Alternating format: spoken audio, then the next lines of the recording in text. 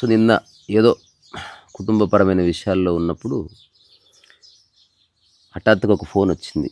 ఎవరు చేశారో కూడా తెలీదు. తొందరగా చెప్పండి అన్న. అతను అడిగిన ప్రశ్న చాలా ప్రొఫౌండ్. అసలు సాక్షిగా ఉండమని చాలామంది చెప్తున్నారు కానీ ఎలా ఉండాలండి? అంతా తెలిసినట్టే ఉంటుంది కానీ ఇది అర్థం కావడం లేదు అని. నేను చెప్పిన ఇది చెప్పడానికి సాధ్యము కాని విషయాలు ఇదొకటి. ఎలాగైతే గులాబీ సుగంధం 1000 సంవత్సరాలు పీల్చవచ్చు కానీ అది ఎలా ఉంటుందో ఎప్పటికీ చెప్పలేం. దాని ఆకారం చెప్పొచ్చు, దాని రంగు చెప్పొచ్చు, దాని పరిమాణం చెప్పొచ్చు, బట్ దాని యొక్క ఫ్రాగ్రెన్స్ని మనం వర్ణించలేం. సో సాక్షి అన్నది కూడా జీవితపు ఫ్రాగ్రెన్స్, దాన్ని మనం వర్ణించలేం. అయినా ఆధ్యాత్మిక జగత్తంతా కూడా ఏవైతే చెప్పడానికి మాటల్లో చెప్పడానికి సాధ్యము కాదో అట్లాంటి విషయాల్ని చెప్పడానికి చేసే ప్రయత్నమే. సో అందుకని నేను అతనితో ఒకటే ఒక్క మాట చెప్పి, ఈ విషయాన్ని అర్థం చేసుకో, అర్థం కాకపోతే మళ్ళీ నాకు ఒకసారి మెసేజ్ పెట్టు అని. ఏమిటంటే, నువ్వు ఇక్కడ లేవనుకో అన్నాను.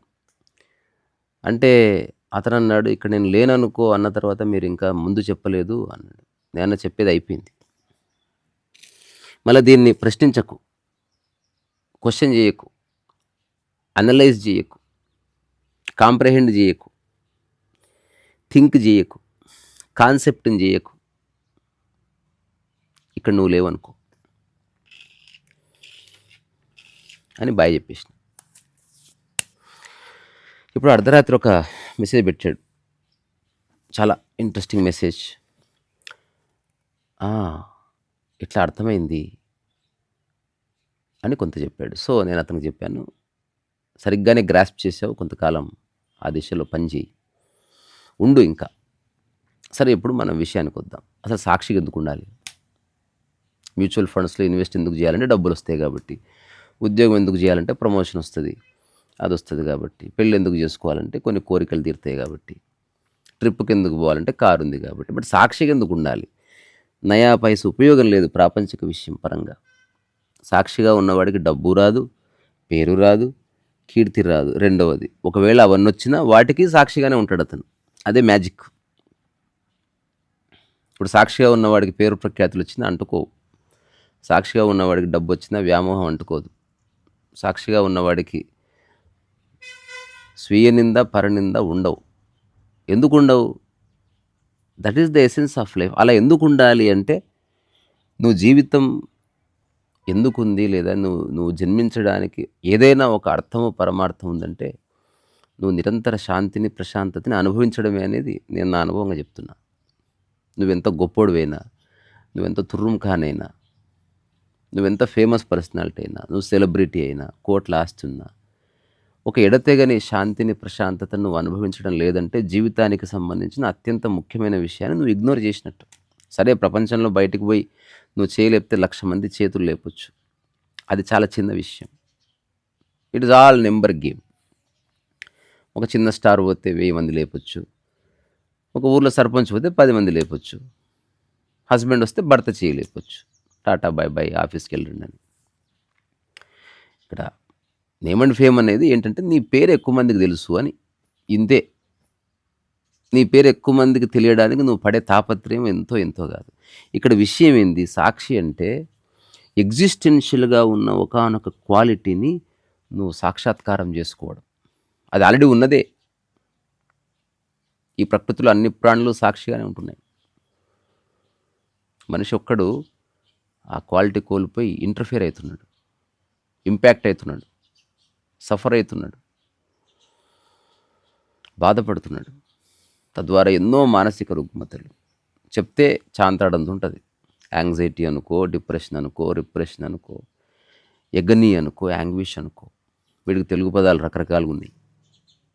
లేకపోతే కంపారిజన్ కావచ్చు, జడ్జిమెంట్ చేసే ఒక మెంటాలిటీ కావచ్చు.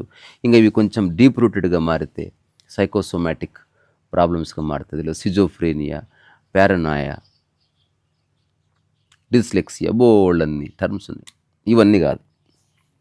సాక్షి ఎందుకు ఉండాలి అంటే, ఎగ్జిస్టెన్స్ సమస్త ప్రాణకోటిలోనూ కొన్ని క్వాలిటీస్ పెట్టింది. ఆకలి ఒక క్వాలిటీ, అది ఉంటుంది. అది ఇన్బిల్ట్ ఇన్స్టింక్ట్, అది అందరికీ వర్తిస్తుంది. సాక్షి అనేది పరమసత్యం. ఆకలి ఎట్లా సత్యమో, నిద్ర ఎట్లా సత్యమో, మైథునం ఎట్లా సత్యమో, అందుకే ఆకలి నిద్ర మైథునాలు ఒకవేళ లేకపోతే ఎగ్జిస్టెన్సే ఉండదు.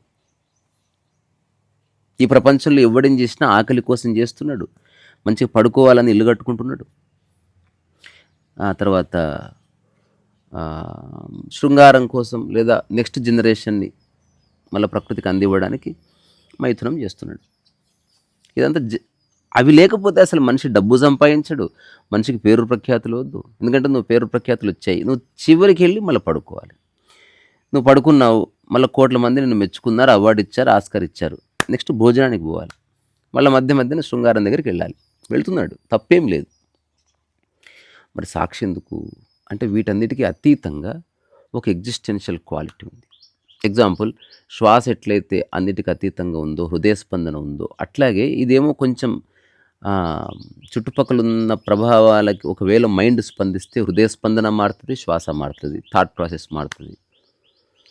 సాక్షి అంటే ఏంటో తెలుసా? ఏ ప్రభావము నీ మీద లేని ఒక అవస్థ. సో అందుకే నేను ఆ మిత్రుడికి చెప్పింది ఏంటంటే, నువ్వు ఇక్కడ లేవు అనుకో అని. నేను దీనికి రకరకాల ఉపమానం నేనే క్రియేట్ చేసాను. నాకు తెలిసి సాక్షి అనే అంశం మీద ఈ మానవ జాతి మొత్తంలో నేను పెట్టినంత సోది ఎవడు పెట్టున్నాడు. పెద్ద కాంప్లికేట్ ఏం కాదు, ఒక్కొక్క వాక్యంగా కుదించవచ్చు. ఆకాశములా ఉండు, ఉదాహరణకి నీ ఫోటో గోడకు పెట్టు, ఇది ఇంకొక ఉపమానం. నీ ఫోటో గోడకు పెట్టి ఇంట్లో నువ్వు ఆ ఫోటోనే నీవు అనుకో. సో ఇంట్లో ఏం జరిగినా ఆ ఫోటో చూస్తూ ఉంటావు. పొడుచుకున్నా చూస్తుంది, దండేసినా చూస్తుంది, శృంగారం జరిగినా చూస్తుంది, చచ్చిపోయినా చూస్తుంది. సో అది డెడ్ బాడీ లేదా ఒక ఆబ్జెక్ట్ కాబట్టి చూడగలుగుతుంది. సజీవంగా ఉన్న నీవు అంత స్థిరంగా చూడగలవా? ఇది ఊరికి క్వశ్చన్ చేసుకో. నేను ఆ స్థితి తెలుసు కాబట్టి చెబుతున్నా, ఇది అనాలిసిస్ చేసేది కాదు. ఉదాహరణకి షిట్టును ముట్టుకోకుండా ఉండగలవా అంటే తెలుసు కదా నీకు ఉంటున్నావని. అట్లా ప్రపంచంలో చాలా షిట్ ఉంది. ఎట్లయితే చేయితో కొన్ని ముట్టుకోవో, మనసుతో కూడా కొన్ని ముట్టుకోవద్దు. సరే, అది అవసరార్థం అనుకుందాం, కొన్ని ముట్టుకుంటాం, కొన్ని ముట్టుకో. సాక్షి అంటే ఇక మనసుతో దేన్ని ఇంపాక్ట్ లేకుండా అట్లా చూడగలగడం. సాక్షి అంటే ఒక శుద్ధమైన చూపు, ఒక నిర్మలమైన చూపు, అలజడి లేని మనస్సు యొక్క అవస్థ, అందరికీ అందుబాటులో ఉన్న ఒక గ్రేటెస్ట్ ఎగ్జిస్టెన్షియల్ బూన్, అది వరం. కానీ మనిషి ఎంత దుర్మార్గుడు అంటే పనికిరాని విషయాలకు అత్యంత అమూల్యమైనవని తాకట్టు పెడతాడు.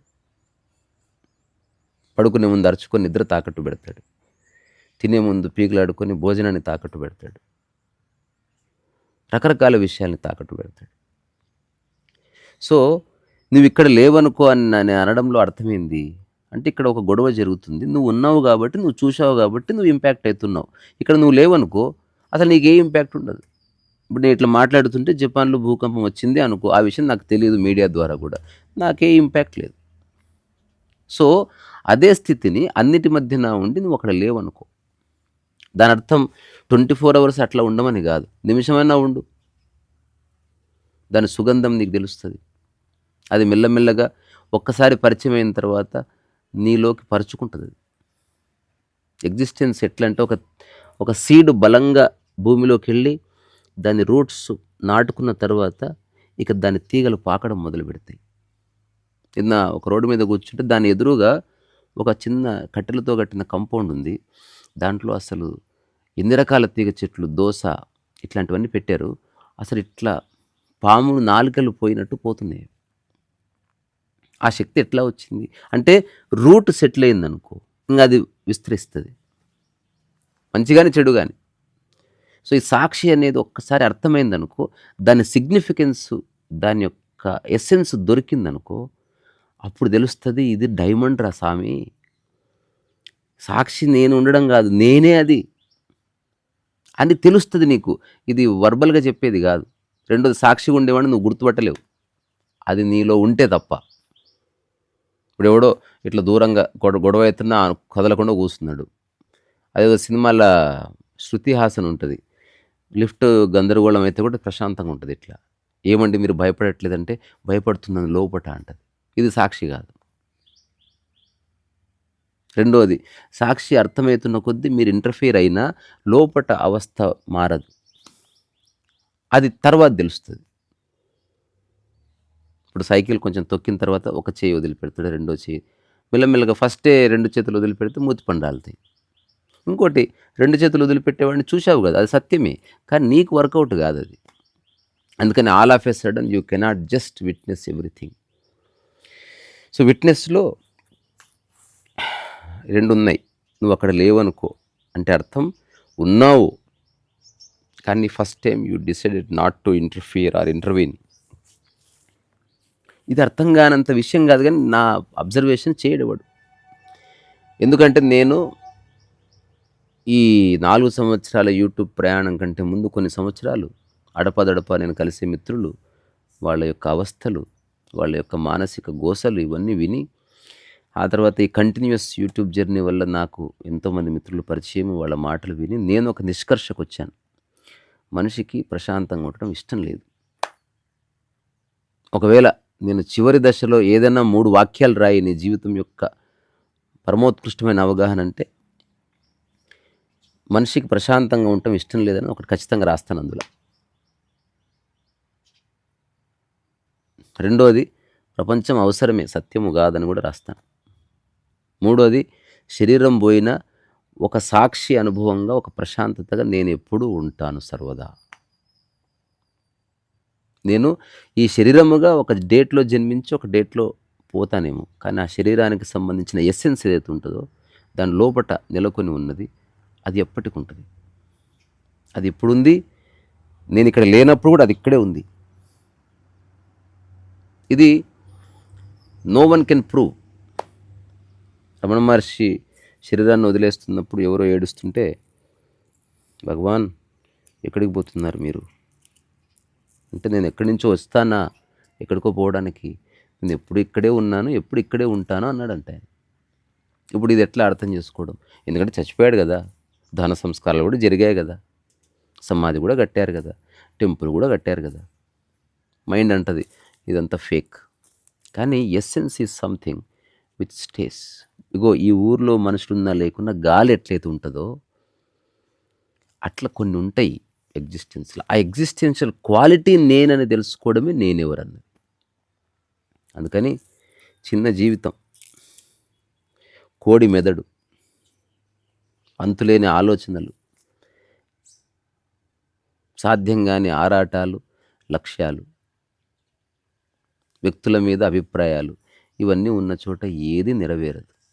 మహా అంటే ఇవంతా ఇంపార్టెంటే, కానీ నాకు డబ్బు కూడా మనీ ఇంపార్టెంట్, అవంతా సంపాదిస్తావేమో, కానీ ఫైనల్గా నువ్వు తిరిగి ఇంటికి వచ్చినప్పుడు నీ యొక్క శ్రేయోభిలాషులు, బంధుజనులు అట్లాంటి వాళ్ళని కలిసినప్పుడు ఇంపాక్ట్ అవుతుంది.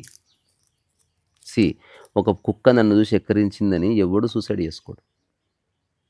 ఒక ఎద్దు తోకు ఊపుతుంది నేను మాట్లాడుతుంటే ఎవడు అరవడు దాని మీద, ఎందుకంటే నువ్వు దాన్ని నీ సమాజంలో దాన్ని లెక్కలోకి తీసుకోవడం లేదు. నేనంట ఆ కుక్క, ఆ ఎద్దు, ఆ పిట్ట, నెమ్మలి పక్కన ఈ మనుషులను కూడా ఒకసారి చేర్చాలే. ఇది సైకిల్ ఎట్లయితే దాన్ని పట్టుకోకుంటే రాదో, నీళ్ళు టచ్ చేయకుండా ఈత ఎట్లయితే రాదో, ప్రయోగం చేయకుండా సాక్షి, ప్రశాంతత impossible to understand. By birth అవి మనకున్న పోయినాయి. మనకున్న అంతులేని స్టూపిడిటీస్ వల్ల చాలా గొప్ప గొప్ప క్వాలిటీస్ కోల్పోయినాం మనం. ఇప్పుడు ఒకడికి మంచి బంగారం ఉండి తర్వాత మంచి కాస్ట్లీ బట్టలు వేస్తే వాడేదో బాగున్నాడు అనుకుంటున్నాం. మనసు ఎట్లా ఉందో. తెలంగాణ ఒక మాట అంటారు, అందరూ నా గురించి స్టేజ్ మీద పొగుడుతూ ఉంటే నా మనసేమో బురదల్లో దొర్లుతుంది ఆ సమయంలో, ఎవరికి తెలుసు అంటాడు. సో చూడ్డానికి నున్నగా ఎర్రగా బుర్రగా ఉండో, లోపల ఏ పురుగుందో, అది ఎటువైపు పోతుందో, ఎవరిని కరవాలనుకుంటుందో.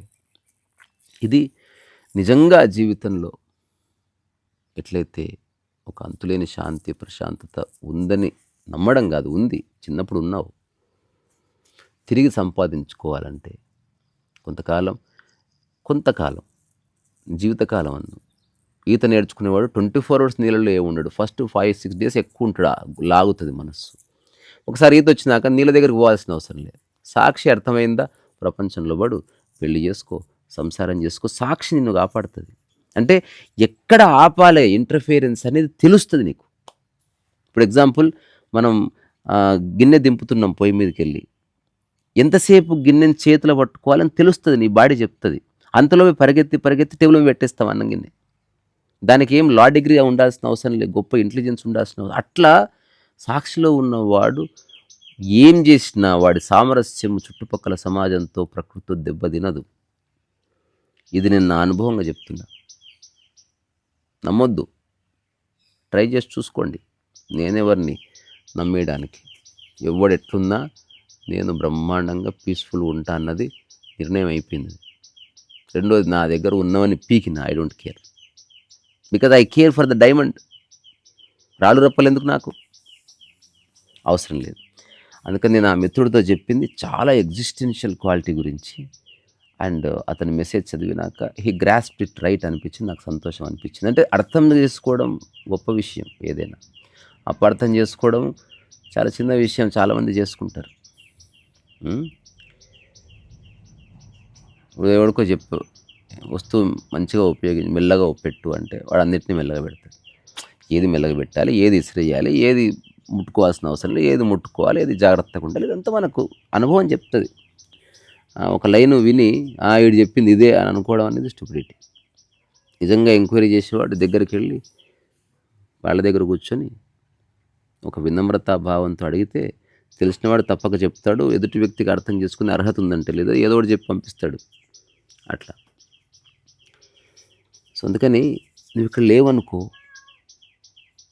ఇంకా నేను ఒక చిన్న సైకలాజికల్ రెల్మ్లో జరిగే ఒక విషయం చెప్తా. రసాయనిక చర్య అనుకోండి. పిల్లవాడికి ఒక 5-6 ఏళ్ల వయసు ఉన్నప్పుడు చుట్టుపక్కల ఆర్థిక మాంద్యాలు ఉండొచ్చు, గొడవలు ఉండొచ్చు, కానీ పిల్లవాడు ప్రశాంతంగా ఉన్నాడు. ఎందుకంటే అతను ఎదురుగా జరుగుతున్న దాన్ని గ్రాస్ప్ చేయలేకపోతున్నాడు. అతని యొక్క ధ్యాస అంతా ఆట మీద ఉంది. ఇప్పుడు అతనికి యుక్త వయసు వచ్చిన తర్వాత మొట్టమొదటిసారి మనసు మేలుకొని సమాజం పరిచయమి, కొట్లాటలు, అంతరాలు, కులాలు, ద్వేషాలు, విద్వేషాలు ఇవన్నీ వచ్చేసి ప్రపంచం అంతా గందరగోళం ఉంది అని అనిపిస్తుంది. యాక్చువల్గా వాడు చిన్నగా ఉన్నప్పుడు గందరగోళంగానే ఉంది, వాడు చూడలే. మనకు ఆస్ట్రిచ్ స్టోరీ తెలుసా మీకు? ఆస్ట్రిచ్ ఏం చేస్తుంది, ఆడ ఎడారిలో తనకు భయమైందనుకో తన తల తీసి ఇసుకలో పెడుతుంది. తద్వారా తన కళ్ళు మూసుకుంది కదా, ఎప్పుడైతే తనకేం కనిపిస్తలేదంటే డేంజర్ ఏం లేదనుకుంటుంది. అందుకే ఆస్ట్రిచ్ మెంటాలిటీ అంటారు అనమాట. అంటే నేను కళ్ళు మూసుకొని అయిపోయా, సమస్యలన్నీ పోయినాయి. సమస్య అట్లే ఉంది. ఎప్పుడు భూమి మీద గొడవలు ఉన్నాయి. ఈ భూమి మీద ఉన్న అన్నిండ్లలోనూ ఎప్పుడు సమస్యలు ఉన్నాయి. డబ్బు వచ్చిన తర్వాత ఆర్థిక సమస్యలు వచ్చేసినాయి. కారు రావడంతో యాక్సిడెంట్లు వచ్చేసినాయి. నువ్వు ఏం చేసినా యాక్సిడెంట్ అవుతుంది. మళ్ళీ సవరణలు, మళ్ళీ కొత్త బైకులు, కొత్త రూల్స్, లైట్ పొద్దునప్పుడు కూడా వేసుకోవాలి, అయినా అవుతుంది. సో నీ మనసు మేలుకున్న తర్వాత నీకు సమస్యలు తెలుస్తాయి. అంతే, సమస్యలు ఉన్నాయని కాదు, తెలుస్తున్నాయి. తర్వాత నువ్వు ఇప్పుడు దాని దిశగా ఏదన్నా పని చేయాలని అవుట్ ఆఫ్ హార్ట్ ఒకడు అనుకుంటాడు, వాడు రిఫార్మిస్ట్ అవుతాడు. నాకు ఇది ఎందుకులే అనుకుంటాడు, వాడు ఇంకోటి అవుతాడు. ఒకడు పోయి అర్థం కాక చేలు పెట్టి కాలిర కొట్టుకుంటాడు. ఒకడు తెలిసి ఎట్లా చేయాలనో తెలిసి వాడు జాతికి ఒక దిశానిర్దేశం ఇస్తే రకరకాల సమాజంలో ఈ మనుషులు విడిపోతారు. మళ్ళీ ఆ వ్యక్తికి 60 ఏళ్ళు వస్తాయి. మళ్ళీ శరీరం మెల్లగా వీక్ అవుతుంది. లేదామంటే అమ్మ షో వాడు ఎక్కడ కట్టేదిరా, ఇప్పుడు అక్కడ ఎవరో పోయి అమ్మ వాడికి అంటుంది మళ్ళీ మైండ్. ఎందుకో తెలుసా, ఇప్పుడు నా ఎనర్జీ దాని మీద పెట్టే శక్తి నాకు లేదు. ఇప్పుడు I have to focus on my self. నేను నిన్న ఒక ఇంట్లో తిన్నా, వాళ్ళతో ముస్లాం ఉంది, ఆ మంచం మీద కూర్చొని ఉంది అంతే. ఇప్పుడు ఊర్లో ఏం జరుగుతుందో ఆమె ఎందుకు తీసుకుంటుంది? ఆమె లేచి బాత్రూమ్ పోవడమే అతి పెద్ద సమస్య ఆమెకు. దేశం ఆర్థిక పరిస్థితులు ఆమెకు ఎందుకు తీసుకోదు మైండ్. ఒకవేళ ఎవరన్నా మరణించేటప్పుడు కూడా ప్రపంచం గురించి ఆలోచించారంటే వాళ్ళు చాలా ఇంటెలిజెంట్గా ప్రవర్తించి వాళ్ళకి నౌకర్లు, చాకర్లు, వాడు ఇట్లంటే పరిగెత్తుకుని వాడు నీళ్ళు ఇచ్చిపోయి అట్లా వాడు టైమ్స్ ఎనర్జీ సేవ్ చేసుకుంటాడు వాడు. నేను రిచర్డ్ యాఫ్లెట్ అని ఒక అతన్నే స్వామి రామదాస్ అని పిలుస్తారు, చెప్పి ముగిస్తా. అతను మన నీమ్కరోలి బాబాని విదేశాలకు పరిచయం చేసిన ఒక గొప్పవాడు ఆయన. నేను ఇట్లా చేతిరాత పుస్తకాలు రాశాడు, ఆయన బుక్ రాశాడు. తర్వాత రోజుల్లో తెలిసి ఓహో ఉన్నారనమాట నాలాగా ఆలోచించేవాళ్ళు. సరే అప్పుడు టెక్నాలజీ అంత లేదు కాబట్టి handwriting is the most feasible. తాళపత్రాలన్నీ హ్యాండ్ రిటన్. ఒకప్పుడు మనిషి అంతా హ్యాండ్ రిటన్ ముద్రణ వచ్చిన తర్వాతనే విభజన వచ్చింది అనుకుందాం. అయితే ఆయనకి ఒక ఇంటర్వ్యూ ఉంటుంది, నీమ్కరోలి బాబా ఎందుకు నేను గురువుగా అంగీకరించాను, ఆ కథ ఎప్పుడన్నా చెప్తాను మీకు. ఆ తర్వాత ఆయన డాక్యుమెంటరీ చూసినప్పుడు అక్కడ నేను చూసి థ్రిల్ అయిపోయాను. ఇప్పుడు ఉదాహరణకి పెరాలిసిస్ వచ్చిన వాడిని 3వ ఫ్లోర్‌లో పెట్టావనుకో, ఇంట్లో లిఫ్ట్ లేదనుకో, వాడు ఎట్లా దిగుతాడు కిందికి? వాడు హౌస్ అరెస్టే. ఎందుకంటే వేరే వాడి సహాయం లేకుండా నడవలేడు. ఆ తర్వాత వచ్చింది చక్రాల కుర్చీ ఉంటుంది. ఆ కుర్చీకి చిన్న మోటార్ ఉంటుంది. ఇట్లా ఆపరేట్ చేస్తే ఇట్లా పోతుంది. కానీ మెట్లు ఎట్లా దిగుతావు? సో ఆయన డాక్యుమెంటరీలో మొట్టమొదటిసారి చూసా, మెట్లకి పక్కన రైలింగ్ ఉంటుంది కదా, ఆ కుర్చీ పోయి రైలింగ్కి కతుక్కుంటుంది. ఇట్లా అంటే ఆ రైలింగ్ కానుకొని ఎట్లయితే మనకి ఎక్సలేటర్ వస్తుందో అది కుర్చీ కిందికి వస్తుంది. వచ్చిన తర్వాత ఒక బీప్ సౌండ్ వస్తుంది. టక్కున బటన్ నొక్కితే కుర్చీ స్ట్రైట్ అవుతుంది, వెళ్ళిపోతాడు. మళ్ళీ టక్కున బటన్ నొక్కితే కార్ ఓపెన్ అవుతుంది. ఆ ఓపెన్ అయ్యి వస్తుంది, చిన్న ఒక రోడ్ లాగా వస్తుంది. వచ్చిన తర్వాత బటన్ నొక్కితే కార్లోకి వెళ్ళి కూర్చున్న తర్వాత ఇట్లా సెట్ అవుతుంది, మన కార్ వెళ్ళిపోతుంది.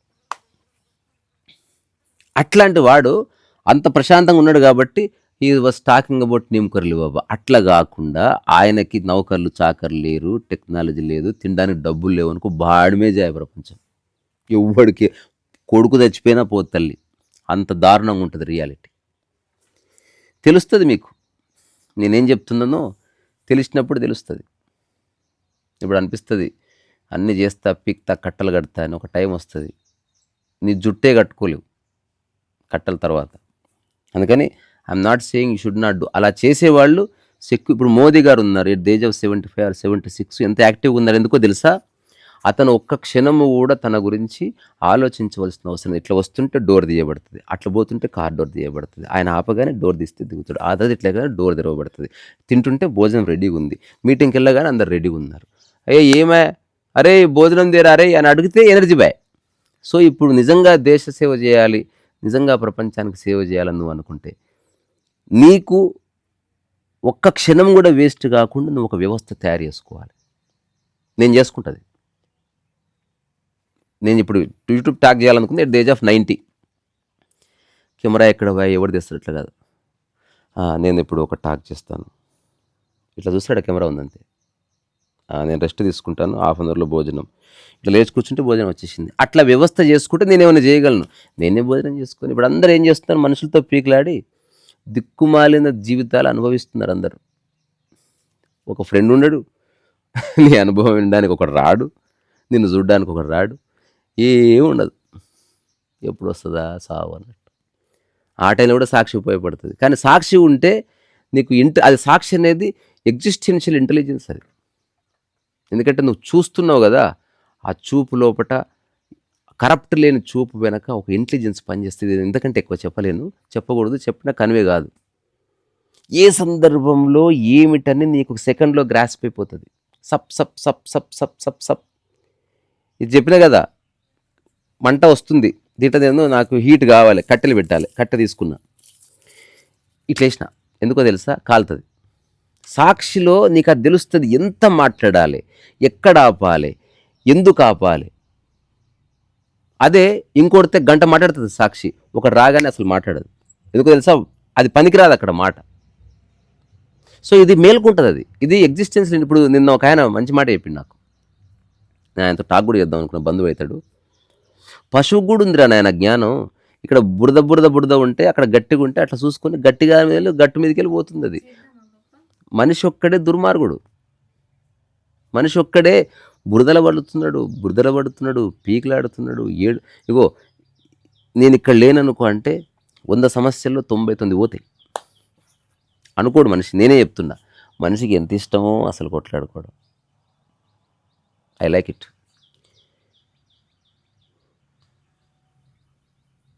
సో నేను మళ్ళీ చెప్తున్నా, సాక్షి వల్ల ఏ ఉపయోగం లేదు, ఏ డబ్బు రాదు, మ్యూచువల్ ఫండ్ కాదు అది. కానీ సాక్షి వల్ల నీ యొక్క ఒరిజినల్ క్వాలిటీని నువ్వు జీవిస్తావు. నువ్వు ప్రకృతికి పూజ అంటావు కదా, నువ్వు నీలా ఉండడమే.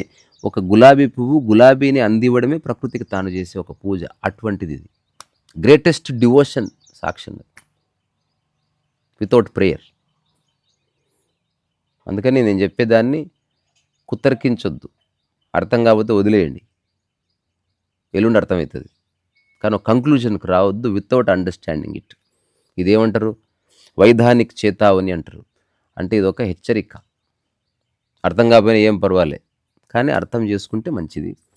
దానివల్ల సర్వదా నీతో ఉండే కొన్ని నీతోనే ఉంటాయి, లేదా అవి నిన్ను వదిలిపెట్టి వెళ్ళింది. క్షేత్రంని చూసుకుంటుంది, ప్రశాంతత చూసుకుంటుంది. ఒక మనిషి ఎందులోనే ఉండాలా వద్దా చాలాసార్లు అవకాశం ఇచ్చి వీడు నాకు సరిపోవడం వెళ్ళిపోతుంది. ఆ తర్వాత నువ్వు పిలిచినా రాదు. అట్లా అందుకని ఆలోచించండి. Take your own decision. రీసా రసో వైసహ. Tata, bye bye.